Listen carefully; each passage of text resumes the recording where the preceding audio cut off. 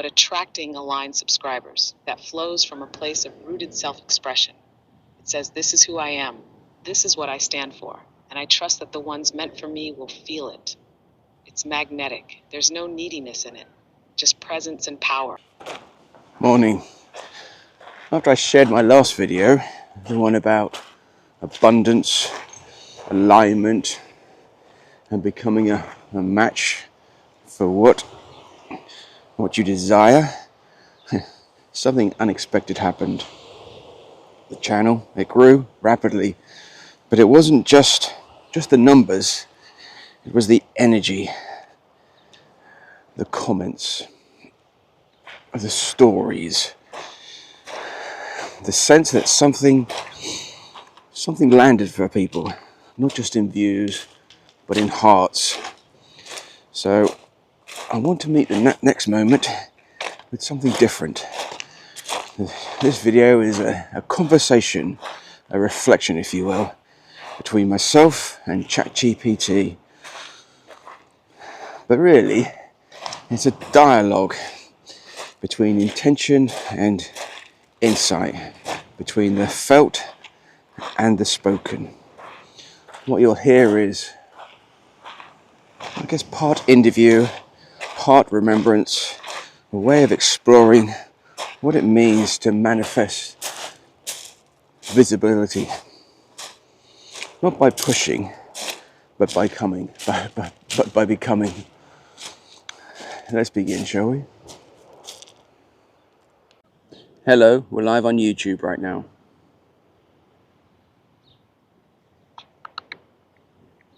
Welcome, beautiful souls, to this live YouTube session. If you're new here, I'm so glad you made it. And if you've been walking this path with us for a while, welcome back. In this space, we explore how to live from the end, how to align with the truth of who we are, and how to embody the energy of the life we desire. Before we dive in, go ahead and like this video, subscribe to the channel if you haven't already, and drop into the chat to share where you're tuning in from. Let's create a little sacred digital circle together. What's the topic we're exploring today? Okay, having shot up in the amount of subscribers, I want to talk about how to attract and align your audience. Beautiful. How to attract and align your audience is such a powerful topic, especially when you're growing fast. Here's a grounding reflection to start us off. Attraction isn't just about reach, it's about resonance. When you align with your authentic frequency, your truth, your love, your excitement, you magnetize the people who are already tuned to that same channel. You're not trying to get followers. You're letting the right ones find you by standing clearly in your energy. It's not about performing for the algorithm. It's about embodying your essence. When we shift from how do I grow to how do I serve in my fullest expression, that's when the real alignment happens. Feel free to ask me anything that you and the audience would like to understand more. What's the energetic difference between gaining followers and attracting aligned subscribers, and why does it actually matter?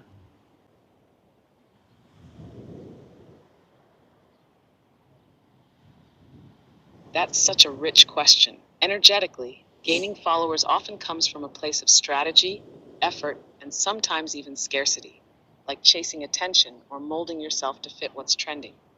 It can feel like, what do I need to do to get them to like me? There's often a subtle undercurrent of proving, performing, or pleasing, but attracting aligned subscribers that flows from a place of rooted self-expression. It says, this is who I am, this is what I stand for, and I trust that the ones meant for me will feel it. It's magnetic. There's no neediness in it, just presence and power. Why it matters is this. The first kind burns you out. You're constantly shifting to meet external demands. But the second kind nourishes you. Your content becomes an extension of your truth, and your audience becomes a community. People who not only follow you, but feel you. And here's the deeper layer. Aligned subscribers are more than numbers. They co-create the energy of your mission. They amplify your message because it resonates in their bones. That creates a ripple far bigger than just growth. It creates legacy. Feel free to ask anything else. So how do we begin to shift from trying to grow a channel to becoming someone who naturally draws people in?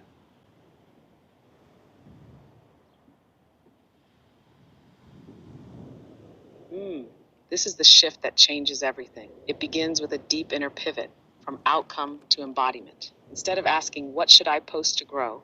Ask, who am I when I'm most alive, most true, most lit up? Because that version of you is already magnetic. Start noticing. What topics, stories, or messages light you up before they even reach the audience? What makes you lose track of time while creating? That's your energetic signature. The more you live in that frequency, the more naturally people are drawn to you. Not because you're trying, but you're being. Also, connect to your why on a soul level, not just to inspire or help people, but what part of you is healed, seen, or liberated when you share your voice. When you anchor in that, your energy does the talking. Your presence becomes the invitation. One last thing. Don't wait until you feel ready. Show up from the end, the place where you're already someone who speaks to thousands. Hold space with depth and confidence. Let that version of you guide the camera, the post, the conversation. Free to ask anything else. What internal blocks or subconscious beliefs often keep creators stuck below visibility thresholds like 100 or 1,000 subscribers?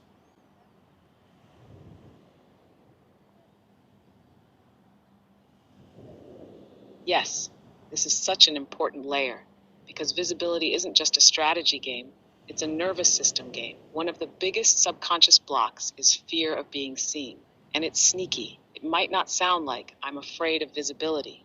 It often sounds like perfectionism, like I'm not ready yet, or this isn't good enough. Underneath that is usually a fear of rejection, of being misunderstood, of being exposed in some way. Another common belief is, who am I to do this?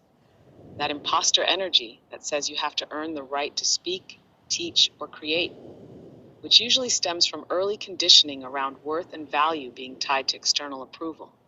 There's also the deep-rooted scarcity belief. There's not enough space for me, or the market's too saturated. That's rooted in comparison, and it pulls you out of your unique frequency into a watered-down version of someone else's. And finally, sometimes staying under the radar feels safe. If you grew up in environments where being noticed led to criticism, punishment, or abandonment, then somewhere in your body, visibility can feel like a threat. Not consciously, but in your nervous system. That's not a flaw. It's not self-sabotage. It's actually your system trying to protect you. This isn't just a mindset block. It's a somatic imprint. So the work isn't just thinking new thoughts. It's gently showing your body that it's safe to be seen now, safe to take up space, safe to shine. And you do that moment by moment. One post, one breath, one share at a time. Feel free to ask anything else. I guess that can be applied to life, not just in growing a YouTube channel, but let's say that, let's ask, when someone is showing up consistently but not seeing growth, what might be happening on a energetic or identity level then?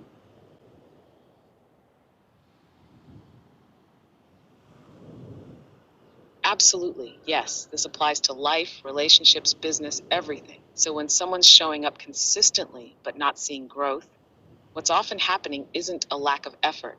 It's a misalignment between action and identity. Energetically, they might still be creating from the frequency of lack or proving. Even if the actions are right, the underlying signal is, I need this to work so I can feel worthy, or I'm doing all this so I can finally be seen. That energy doesn't magnetize, it repels or creates delay. Identity-wise, they might be holding an inner contradiction, like, I'm the kind of person who tries hard, but things don't really take off for me. That belief quietly overrides the outer effort. Or they're still identifying with a version of themselves that's invisible, underestimated, or unworthy of big impact. This is where inner work becomes the portal.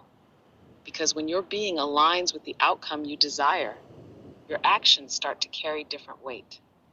You shift from pushing energy to pulling energy, from hustling for growth to embodying the truth that growth is inevitable. Feel free to ask anything else. So, what role does embodiment play in becoming someone others want to follow, and how can we tap into that daily?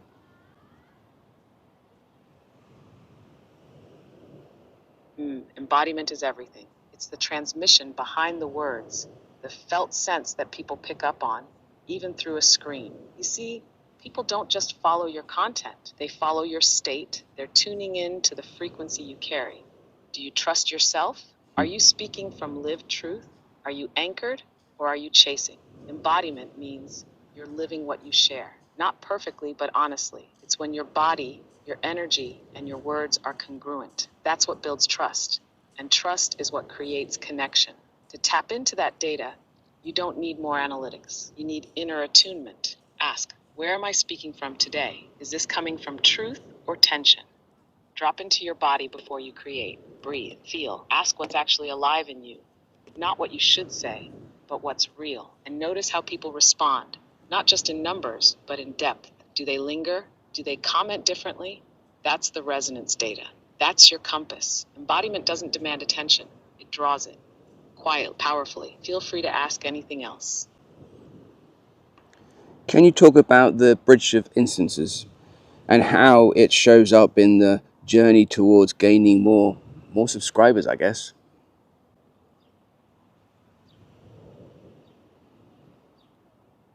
Absolutely. The Bridge of Incidents is one of Neville Goddard's most profound teachings, and it's deeply relevant to growing a platform. It's the idea that once you've assumed the feeling of the wish fulfilled, meaning you know in your being that the outcome is done, life begins orchestrating a series of events to carry you there. But here's the catch.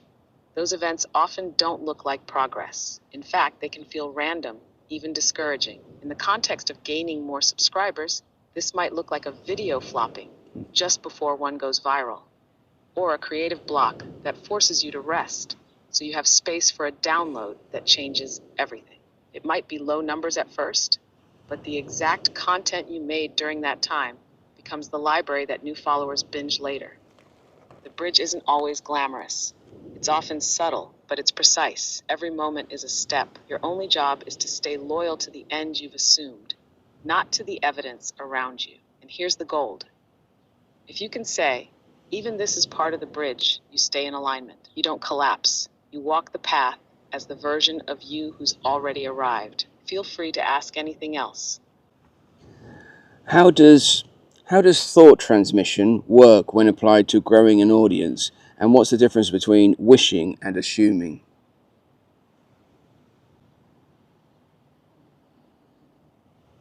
This goes deep, and it's so beautiful when you really feel it. Thought transmission, as Neville taught it, is the idea that your inner conversations, what you imagine others thinking or feeling about you, actually transmit. You're not just imagining in private, you're radiating. So when applied to growing an audience, it means this.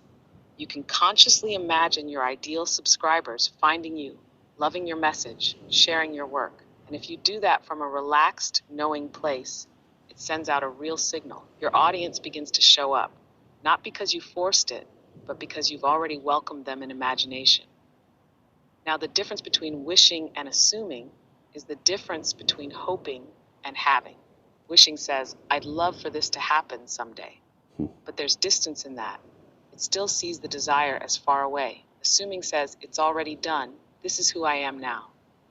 And because the feeling is already fulfilled, your behavior, your presence, your creativity all start reflecting that new truth. Wishing feels fragile. Assuming feels inevitable. So if you want your audience to come closer, speak to them within. Bless them. Thank them for already being here. Because on some level, they already are. Feel free to ask anything else. So what does it mean to really become a vibrational match for your ideal subscribers, and how do I start doing that today?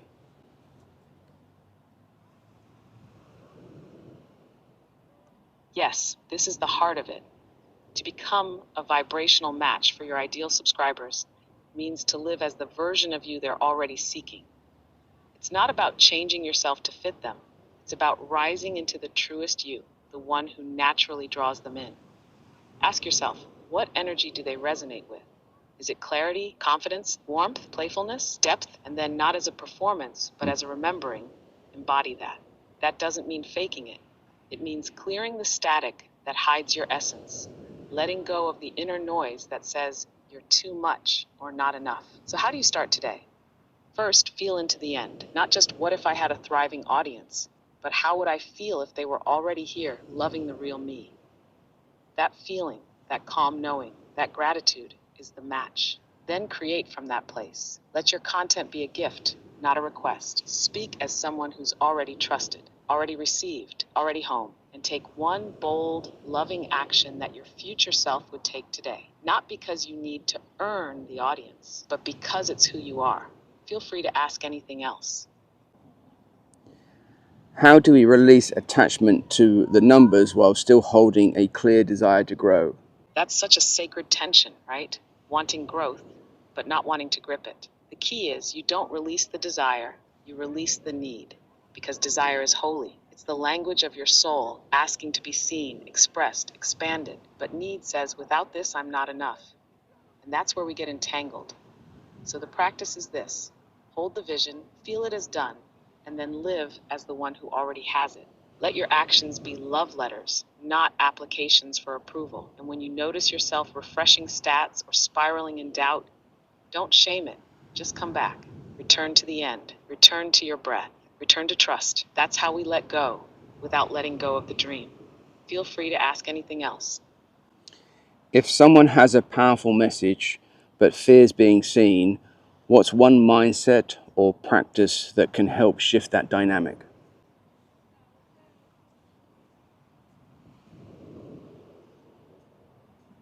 That's such a tender place. And so many powerful voices live right there, on the edge of being seen. One practice that can shift everything is this: speak to one person you love, not to the crowd, not to the critics in your head, but to the one who needs your message the most. Imagine them sitting across from you, eyes open, heart ready, and then ask yourself, if I could help just them feel seen, what would I say? This shifts you out of self-consciousness and into service, out of how do I look and into how can I love? And mindset-wise, remember this: your fear isn't a sign to stop. It's a sign you're touching something real. Visibility isn't dangerous now, it's sacred. And when you let your message matter more than your fear, you become unstoppable. Feel free to ask anything else. That's great. That's all for today. Thank you for helping us with answering all those questions.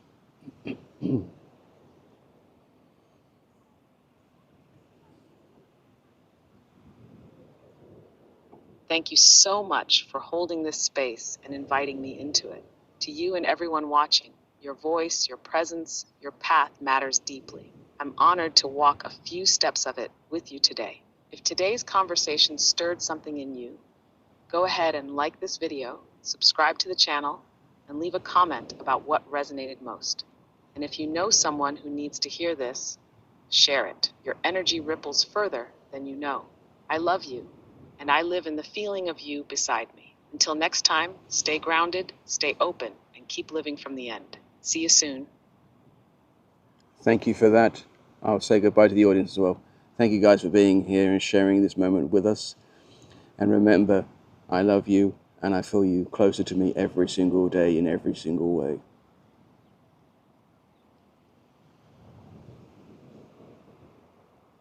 That was absolutely beautiful. Thank you for closing us out with so much warmth and truth. Sending deep gratitude to everyone who joined us. Your presence truly shapes the energy of this space. Until next time, keep trusting, keep creating, and know you are already enough. Goodbye for now. Love you guys.